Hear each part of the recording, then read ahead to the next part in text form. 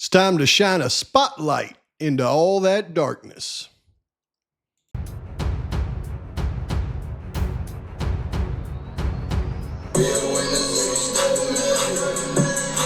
Pavarotti. Pavarotti? Pavarotti. He gives me chills.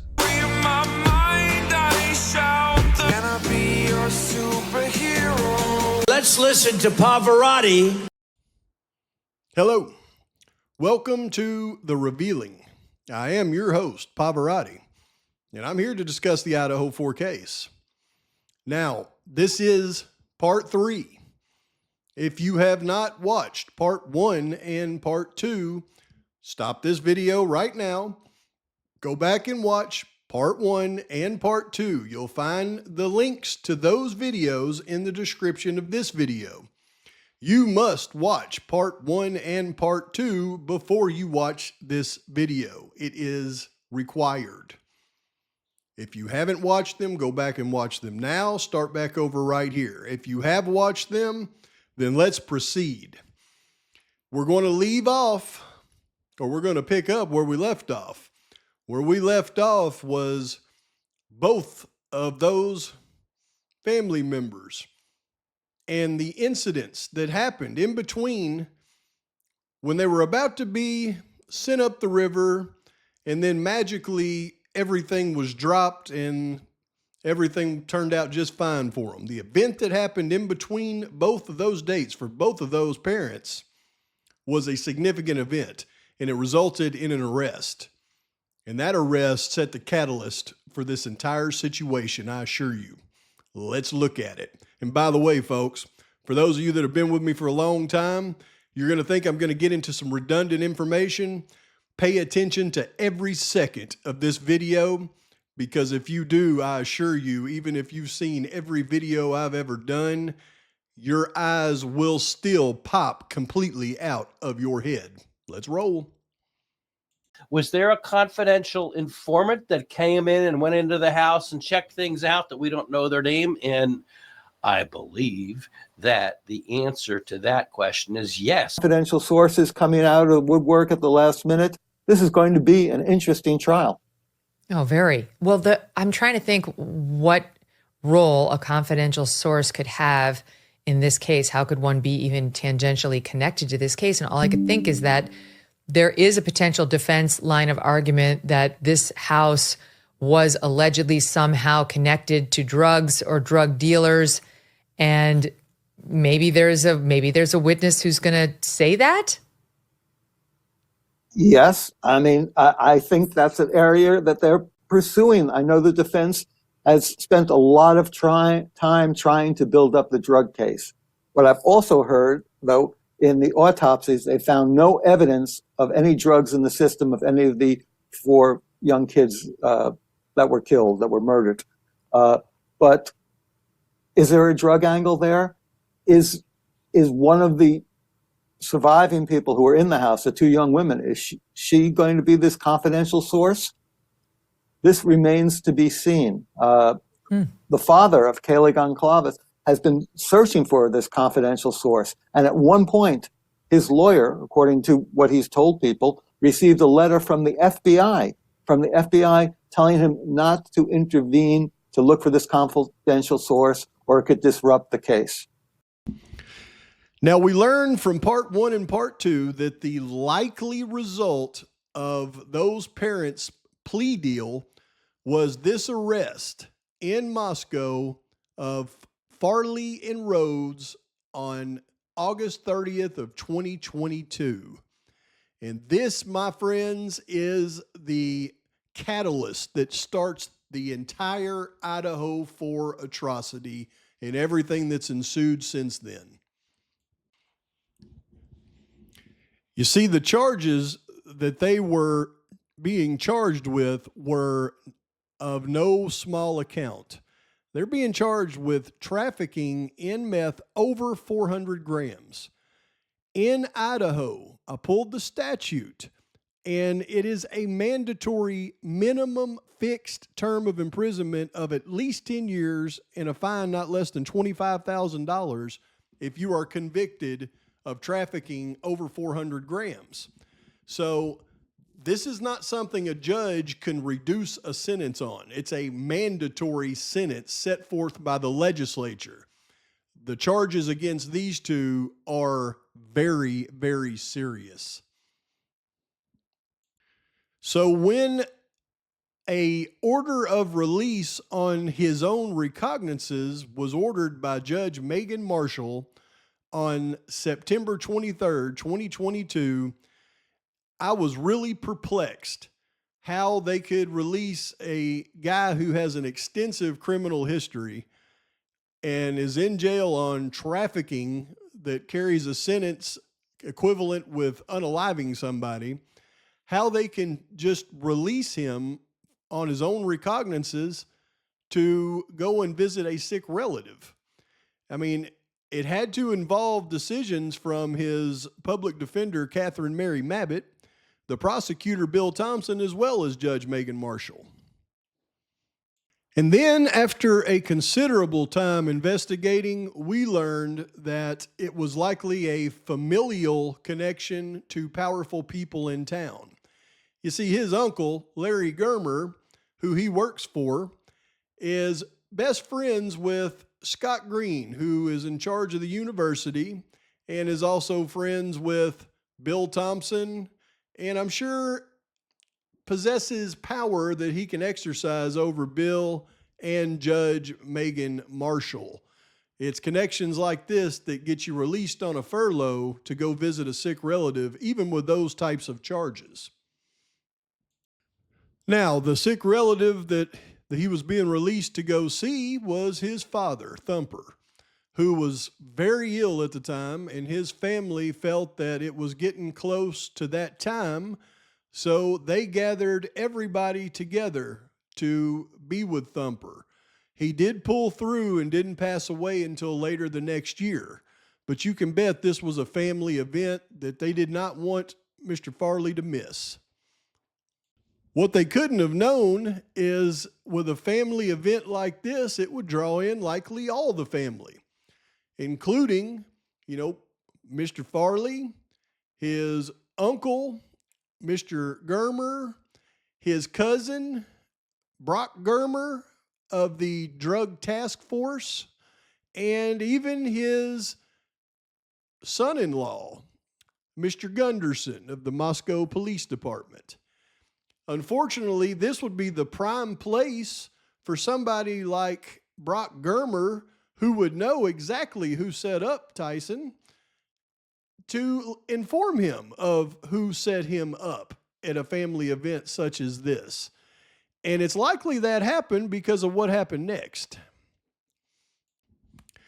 You see, instead of returning like he was supposed to, they had to issue a warrant for him because he absconded and did not return. In fact, they didn't get back a hold of Farley here until after he was arrested in Spokane 9 days after the atrocity on King Road. So where did he go while he was absconded? Well, it's my assumption that he would go directly to see his boss, the guy that he was delivering the narcotics to, and inform him of his newfound information of why he was arrested and lost his shipment. Unfortunately, his boss is a now confirmed Aryan Knight, Mr. Burroughs, down in Julietta. And that's where the atrocity really got set in motion. It was the meeting between these two in Julietta after he garnered his information from his family visit. But how does he become the informant in the Kohberger case? Well, he was arrested, you can see, actually on November 22nd in Spokane. And then he was transferred back to the Latah County Jail. You'll see the custody order of the sheriff on December 1st, 2022. That is the date that he is returned to the jail, and we need to pay close attention to the dates going forward because they are very critical to the Bryan Kohberger case. Now, there was an event in Pullman, Washington that set a lot of things in this case in motion.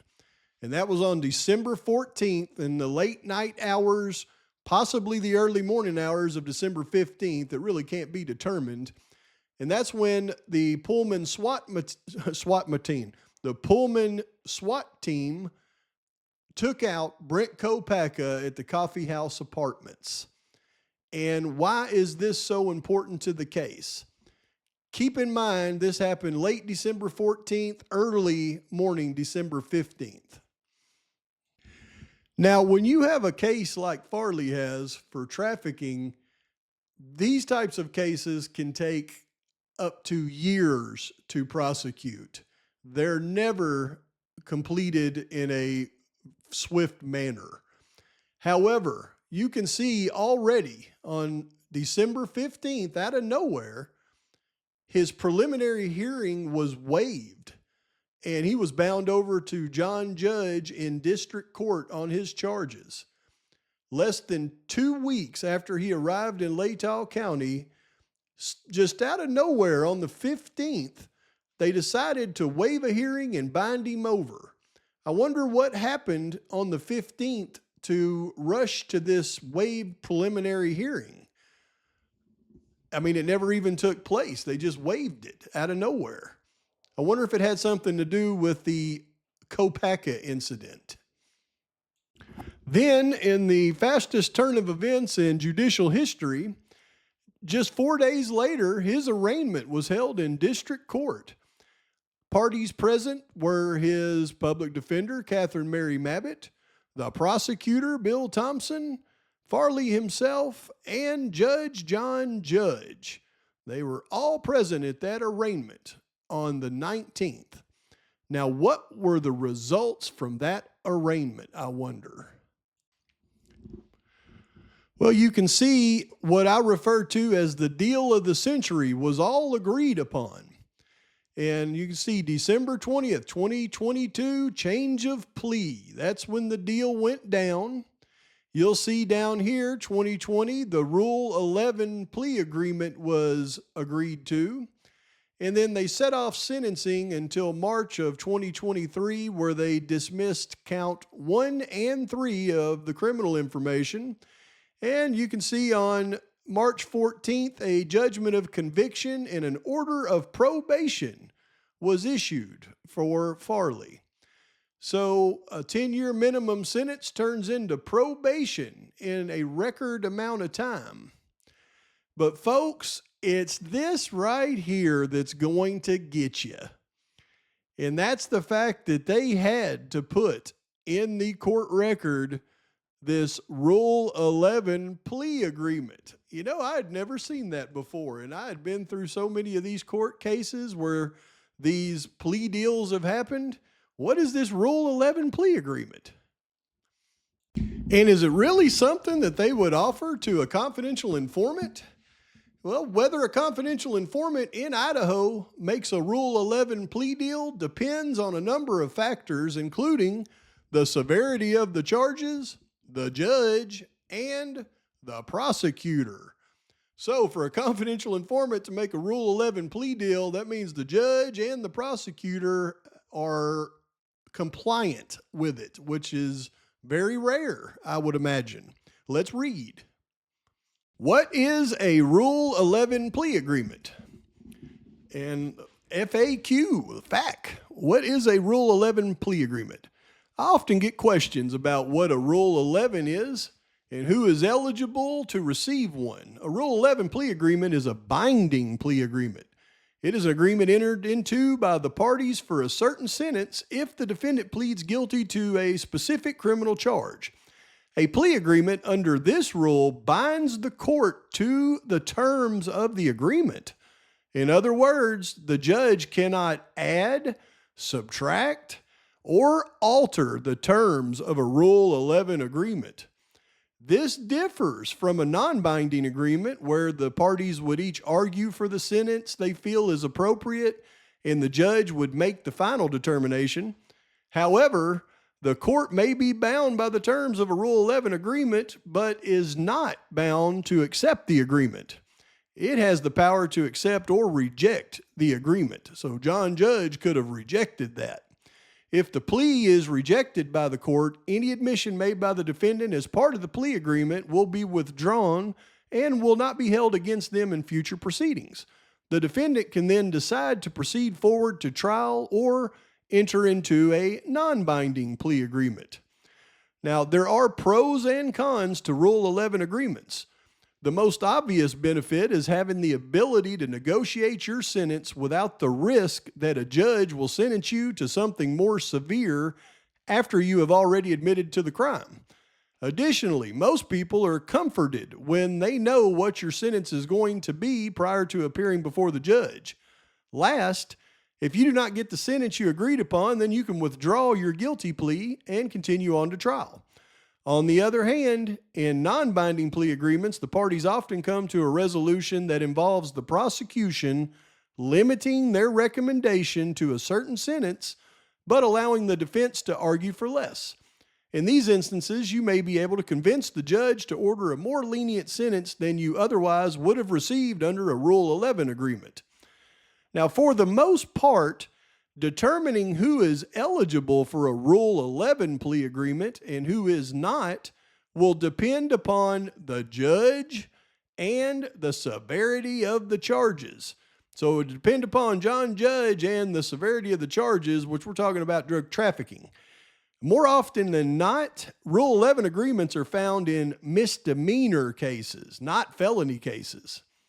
Occasionally, a Rule 11 agreement will be accepted in a felony matter, but most district court judges who handle felony matters will not accept Rule 11 cases except in the rarest of instances, if at all. Some judges will not accept a Rule 11 agreement under any circumstances. And some prosecutors, Bill Thompson, will not enter into a Rule 11 agreement. In fact, certain jurisdictions around Idaho have an unwritten standing rule that Rule 11 agreements are not to be accepted, even in misdemeanor cases. So this is something that never, ever happens, and it has to be completely compliant by the prosecutor and the judge. Imagine that. So now if you were paying attention to those little green date boxes, then you'll know right where we're at. You can see he was arrested on August 30th, 2022, released on furlough September 23rd, 2022, where he absconded, and then he was arrested in Spokane, actually, on 11/22, returned to the Latah jail on December 1st. And then we've got Kopaka's unaliving on the 14th and 15th. And that's when all of a sudden his preliminary hearing was waived and he was turned over to John Judge, where he was arraigned on the 19th and then the Rule 11 plea deal on the 20th. You've got to know in the Kohberger investigation when Kohberger really popped up in the investigation, and it was after they unalived Kopaka. When you look at these dates, you know that the informant gave information to implicate Brent Kopaka, not Bryan Kohberger. Kohberger came as a result of association with Kopaka, and they are absolutely incorrect about the Kohberger involvement. And the reason the IGG is a red herring for the confidential informant is because the prosecution knows, and Ann Taylor at this point knows as well, and she's probably known for some time because that's why she's been trying to get the discovery on the confidential informant and their statements that were used, obviously, to get the initial warrants for Kohberger. And they want to uncover that so that they can attack informers' reliability. And the prosecution knows that as well. That's why they keep him hidden. But you can see in past docs, Mr. Kohberger has the ability to challenge the probable cause affidavits in this matter that were used to procure warrants. And she cites State versus Thompson, finding informers' reliability a relevant issue as it relates to probable cause for a wiretap. Finding informers' reliability a relevant issue as it relates to probable cause for a search. You see, the affidavit from that confidential informant assisted in getting the AT&T warrant in the beginning. And by uncovering that warrant and that statement from that confidential informant, that would allow the defense to attack the informant's reliability. And the prosecution knows this. That's why they don't want it to happen. And let me show you why it's so important. Because their confidential informant is not only unreliable due to his extensive criminal history and use of narcotics, but he is also on the record in 1999 with a charge for perjury. Provide false information to the court. That's the only way you can perjure yourself. So, informant's reliability is a big deal in this one, and the prosecution knows that. Your informant actually has a prior charge for perjury. This is what the entire case for Bryan Kohberger is about, folks. Uncovering Farley here as the informant and then attacking his informant's reliability. And he has 0.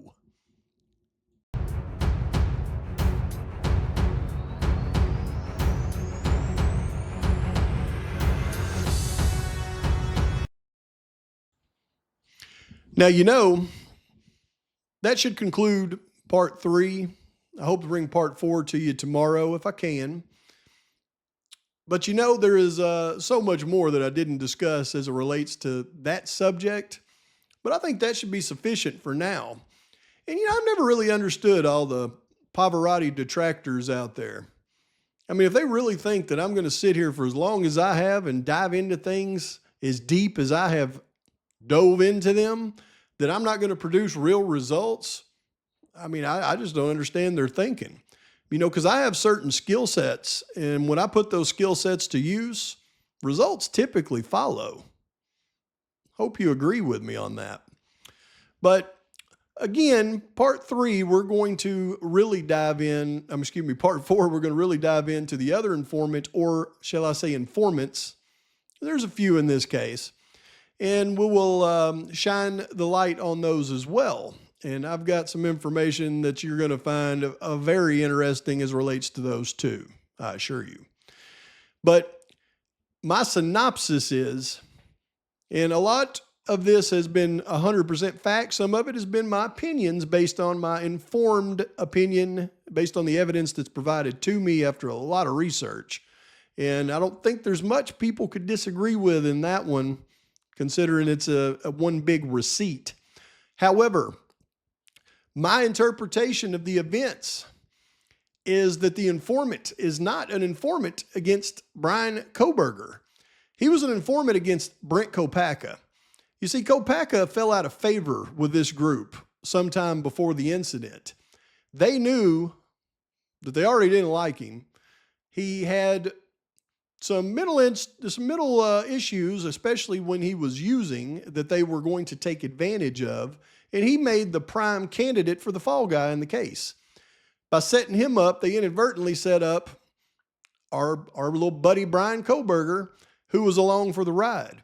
But make no mistake, Kohberger had figured all this out before he was arrested. He made some statements when he was arrested, and I have the article, but I'm not going to pull it up at this point. And by the way, his parents and his sisters made statements as well. They try to hide all those.